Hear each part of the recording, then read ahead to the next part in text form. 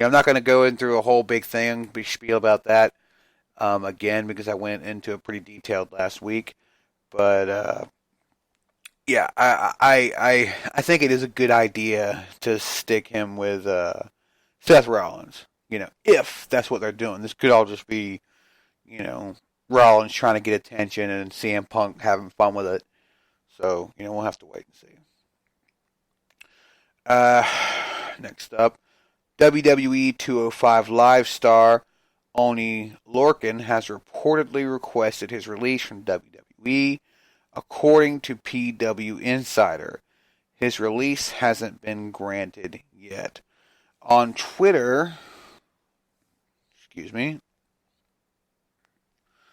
on Twitter, Lorcan is using his old ring name Biff Busick. He used Biff Busick while in promotions like CZW, Pro Wrestling Guerrilla, and Chaotic Wrestling. Only Lorcan signed with WWE in 2015. This comes on the heels of Sin Cara also asking for his release from the company, although his has also yet to be granted. And that's unfortunate. They're just holding him hostage. They're not happy. They don't want to be there. That you need to just let them go. And I know what they're worried about. They're like, oh, they're going to go to AEW. I mean, they're not going to give you their all, and they don't want to be here. Talking to Vince and Trips and the rest of them, they don't want to be there with you anymore. They don't want to. They don't want to work for you anymore. So they're not going to put everything they've got into it. They're not going to put their heart in it. You'd be better off just signing their fucking release and letting them go about their way. Whether they go to AEW, whether they go to AAA, or Ring of Honor, whatever. It'd be better just to let them go. See Josh Branch, good to see you, buddy. Thanks for stopping by. He says they just buy talent and hoard it in the chat room. You're right, buddy. That's exactly what they do. And they sit on these guys, man. And especially at a time right now, they gather up as much talent as they possibly can so that it's not on anybody else's bench and there's no hidden talent that they can try and mine out of these guys. So they're keeping them hidden from any other company that has any other chances of doing anything with them that could give them a moment to shine or a moment to do anything with, give them a title, whatever, just whatever they want to do with them. They're making sure 100% they keep them out of that limelight, keep them away from any kind of pen and paper to sign a contract, just to sit them on a fucking bench and do absolutely nothing with them.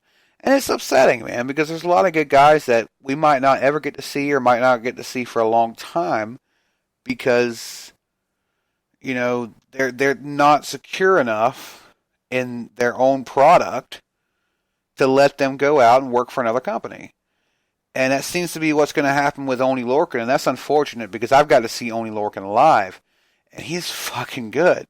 Oni Lorcan live is really fucking good when he's allowed to do what he wants. It was like a 6-man tag match. It was him and No Way Jose, and somebody else, man. I can't remember the other guys. It was like enhancement guys, and it was at NXT here in Jacksonville years ago. And it was really good. It was fucking awesome. It was worth the money. I had front row seats and all that shit. So it was a lot of fun to watch, and only was a lot of fun to watch. I will say though, never been a big fan of Sin Cara.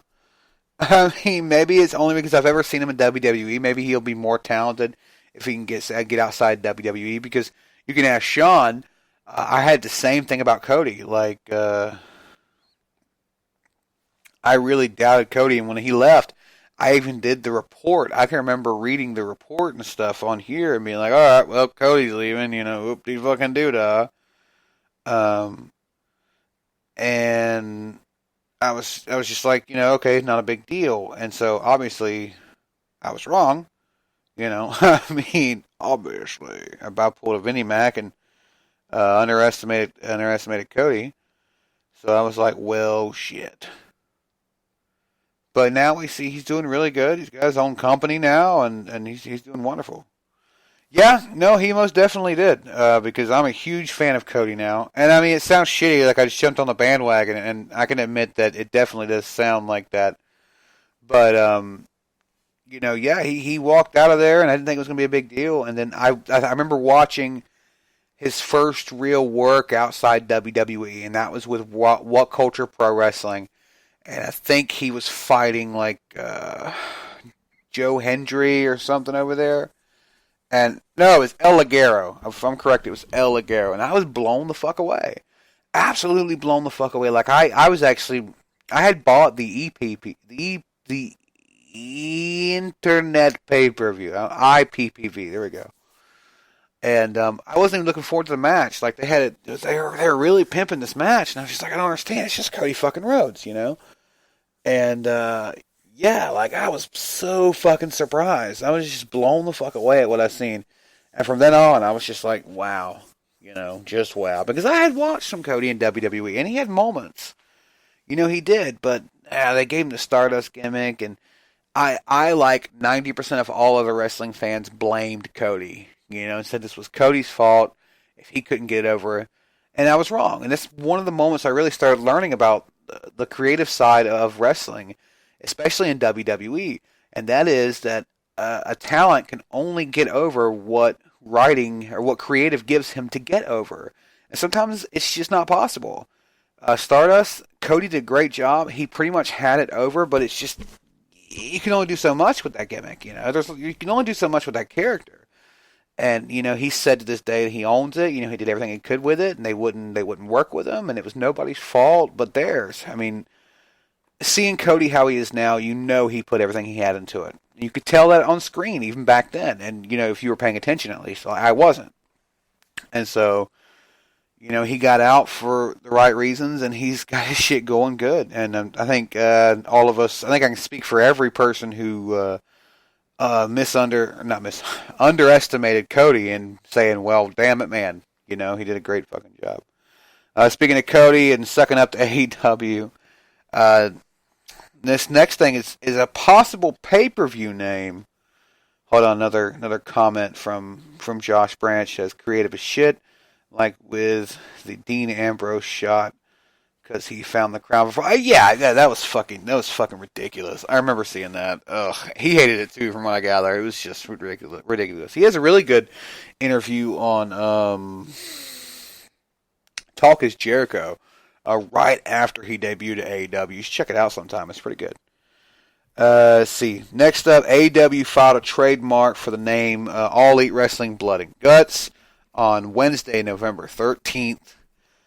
It looks like the Blood and Guts trademark could be used for some kind of pro wrestling event or service from AEW, possibly the next pay-per-view in early 2020.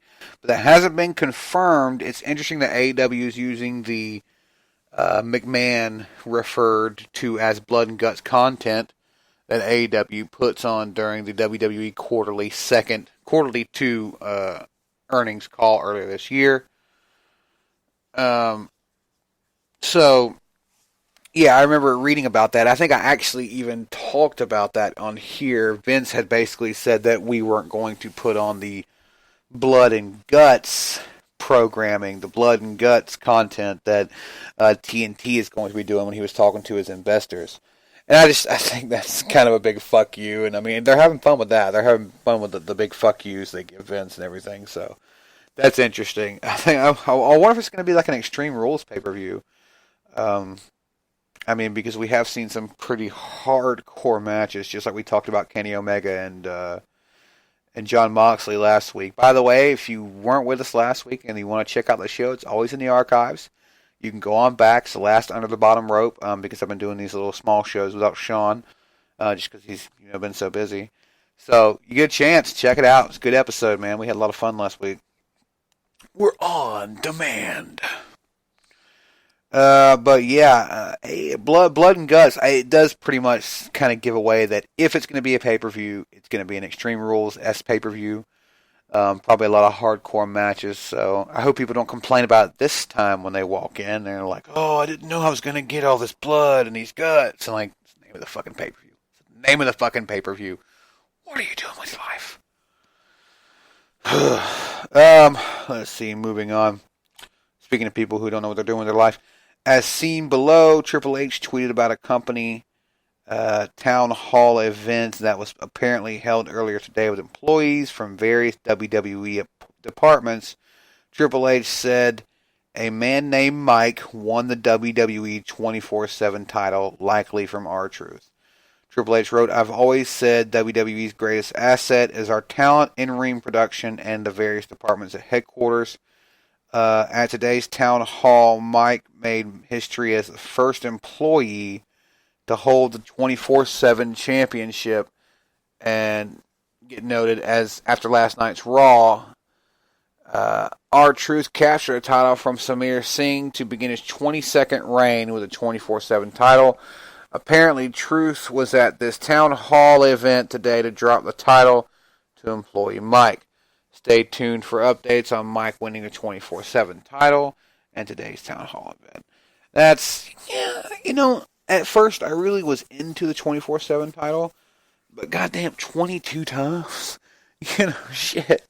I mean, I guess for what it's supposed to be for, God, my arm is itching.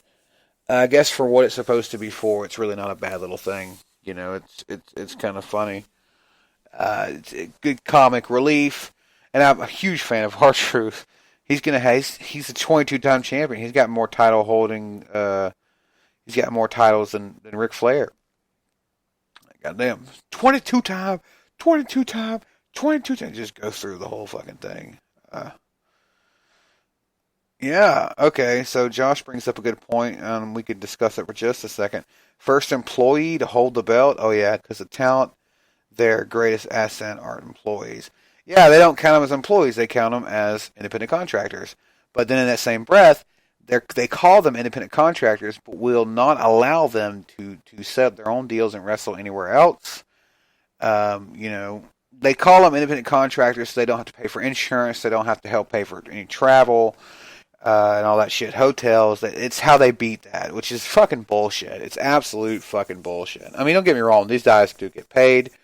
They get paid pretty good. They don't get paid the absolute best, though, because, I mean, I've heard wrestlers talk about their paychecks and their payoffs and their fucking salaries and stuff like that, and they're not that fucking good.